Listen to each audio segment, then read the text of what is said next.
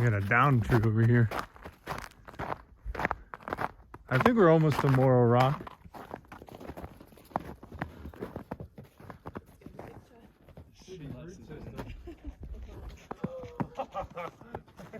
This is insane.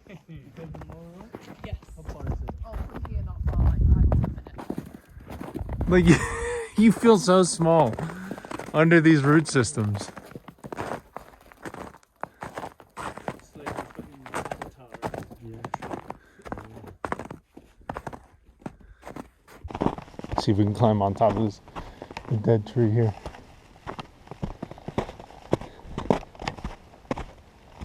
Yes. Yeah, you can climb on top. Warning, active bee area. I don't think that's much of a warning. I think that's more of a celebration. Save the bees. Oh yeah, check this out.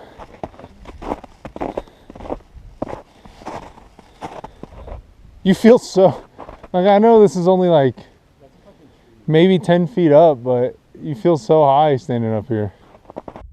This is crazy. It's so big just standing up on one of these. You can't really tell on the, but that's Jarrett. He's not very far away from me. We're just so high up on these trees. I don't know what causes them to fall over and uproot like this. They do have shallow root systems, which we can learn more about that later if we make it to the museum. But they have shallow root systems. And as you saw, there's just tons of them. Tons of roots, but they're shallow. So, which I guess kind of makes sense with where we are. We're on we're not in a valley, we're up in the mountains. And some of them are growing out of the side of the mountain. This is so cool. Yeah, let's keep on rolling and make our way to Moro Rock.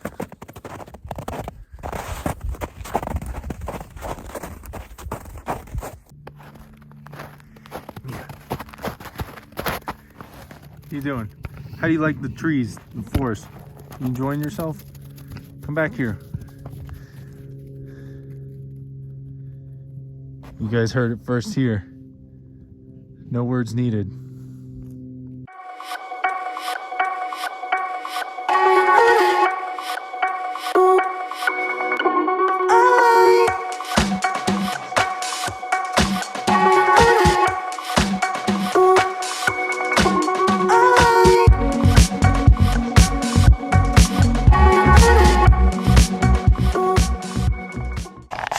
Alright, we made it. Moro Rock. Moro Rock. Let's get to the top. Warning, area of extreme danger. To avoid being struck and possibly killed by lightning, immediately return to your car if any of the following conditions exist. Dark clouds nearby or overhead. Thunder, hail, rain, hissing in the air, static electricity in the hair or fingertips. Well, I don't think we're going to have an issue with any of that with how clear it is today. Oh yeah.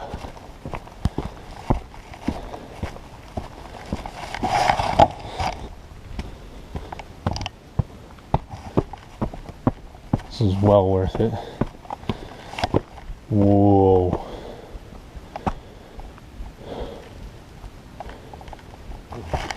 Squeeze right on by you. Have a safe hike. Alright, this isn't even the best view. We're almost at the top. There's ice on these steps. Well, even over here, these redwoods look massive. Oh man. For someone that's afraid of heights, sure do like to put myself in situations where I'm very high up. Alright, keep on going. Looks like we're almost there. I know I keep saying that. Man, I need to hike more.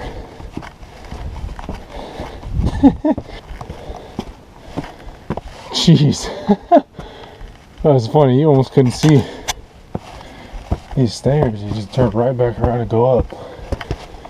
Oh yeah. Super! Hell yeah! Yeah! All right, made it to the top of Moro Rock. And this view is absolutely insane. You got snow peaks over there.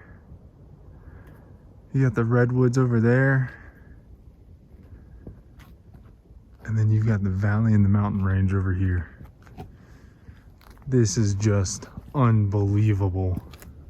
This is up in the Sequoia National Park, National Forest, National Park. Unbelievable. Shows a light pollution map.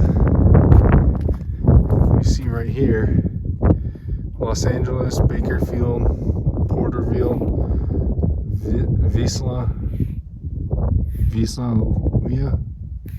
Visalia, there we go, Fresno. And these are light pollution maps. And Los Angeles is the brightest with red. And you can see that this is from the west of Moro Rock. This is just crazy that you can see this kind of stuff from up here. But just look at this view.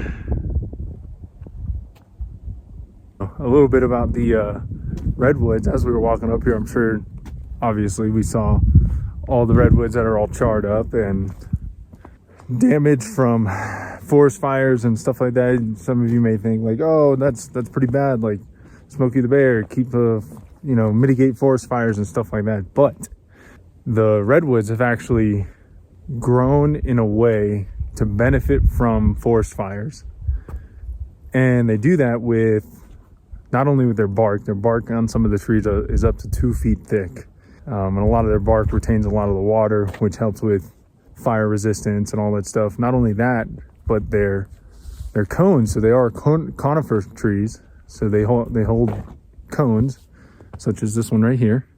And this one is actually a freshly dropped one. It's green. And then I've got another one. We'll talk more about it here in a second. And I have one that's already been opened, and it's brown. You can see it there. And we'll talk more about that here in a second. But they do benefit from it. They do have fire resistance, and along with that, their bark is also resistant to disease and bugs and all that good stuff. They're very hardy trees, very resilient out here. But with fire prevention and all that in the past few years, as the U.S. has been colonized and grown and expanded and stuff like that, a lot of people thought fires were bad.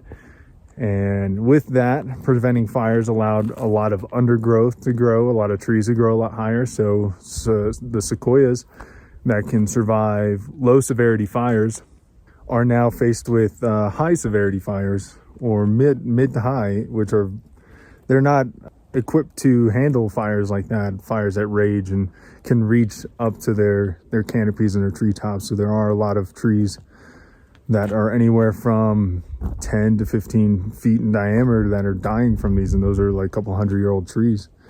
They're able to survive low severity fires that would typically happen anywhere from like 15 to 20 years. It'd be a forest fire. Now we're seeing forest fires happen anywhere between 80 to 100 years. So you got to think all that, like 100 years of undergrowth and trees being able to grow that would act as fire ladders and stuff like that to allow the fires to get up a lot higher. It's a little bit harder for the sequoias to survive fires of that nature. But with that being said, there are now systems in place. That's the word I was looking for. Systems in place for controlled burns. So people are actually coming out here in specific temperatures, weather conditions, and stuff like that to come out here and do controlled burns to really allow the redwoods to thrive and conserve them. And it's an ongoing conservation effort with that. So, but let's go ahead, let's get over here onto this bench and take a look at these cones. All right, picked a little bit different spot, but we got a good backdrop of the forest. So the one on the left, this cone, is one that dropped and hasn't dried out yet. You can see how green it is, so it still has all its moisture. And the one here on the right is dried out and it's open. and it's lost all its moisture. So the unique thing about these sequoias, one, they're conifers. It's not that unique, but what their cones do is they will drop like this. They'll drop when they're green, and they'll just sit on the forest floor waiting and waiting for a forest fire to come by. And what the forest fire will do will actually dry this out and open it and allow the seeds to fall out. So that'll turn it into looking like this. It'll open it up and the seeds they'll fall out, and they'll now be exposed to the forest floor that is, one, it's been burnt. It's got all the competitive plants and brush and all that stuff away. So it gives these little guys a chance to grow and create the next generation of redwoods. Now you can see why letting undergrowth and stuff like that happen for too long, it's preventing young redwoods from growing. It's preventing these conifers cones to open up, release seeds, and if and when they do release them, there's too much competition at the bottom of the forest floor. Really neat stuff, really cool. They're actually a lot smaller than I thought. Like pine cones can get up to like the size of your hand, like massive. And these little guys, I mean, these are like the average size. They're just like the size of golf balls. And they make trees that are massive, growing on the side of the mountain like that. It's incredible. But I'm gonna make my way down Moro Rock and make my way back to the car with everyone.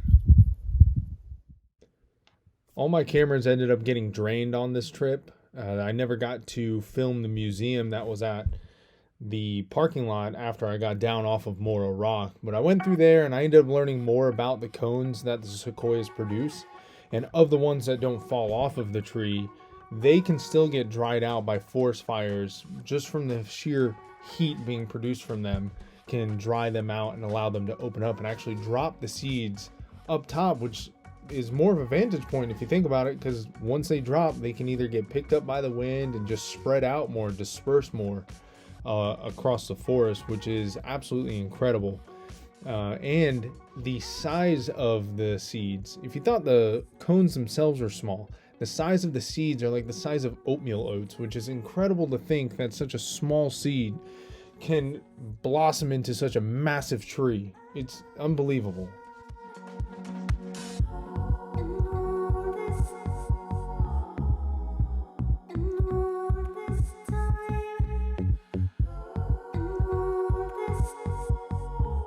Good morning, everyone. So it's the next day. We didn't get to go see General Sherman yesterday, mainly because there was black ice and stuff on the road. So we had tire chains for the Tesla, and we tried to put them on. We put them on the front, but the type of chains that we had and the way the Tesla's front suspension is set up with the knuckle and the upper control arm and how tight everything is under there, the tire chains were actually scraping on the knuckle assembly, and really I didn't feel comfortable with that because the chains ended up getting some sort of slack. They could have caught on something, put unneeded wear on the knuckle assembly, even though we weren't really going to be driving for that long to get up to General Sherman. It just wasn't a risk I was willing to take. We got to see majority of the forest, so that was really cool. We got to climb up to Moro Rock, which was absolutely amazing. I mean, that's just an unbelievable view. And the redwoods, even though I didn't get to see General Sherman, I mean, there are some massive ones out there anyway. But that just gives me an excuse to come back and check out General Sherman at a later date. So that's always awesome. But today is pretty gloomy, I guess you can say. It's rainy, it's cloudy and all that. This is that winter storm coming through. So up there in the mountains, it's probably snowing at the moment. So we are going to have a nice chilled day today and just enjoy our time out here. If you guys like the video, like, comment, subscribe it and all that. Like, comment, and subscribe. Those are the words I'm looking for. Yeah. And be on the lookout for another video, and I'll see you guys in the next adventure. Peace.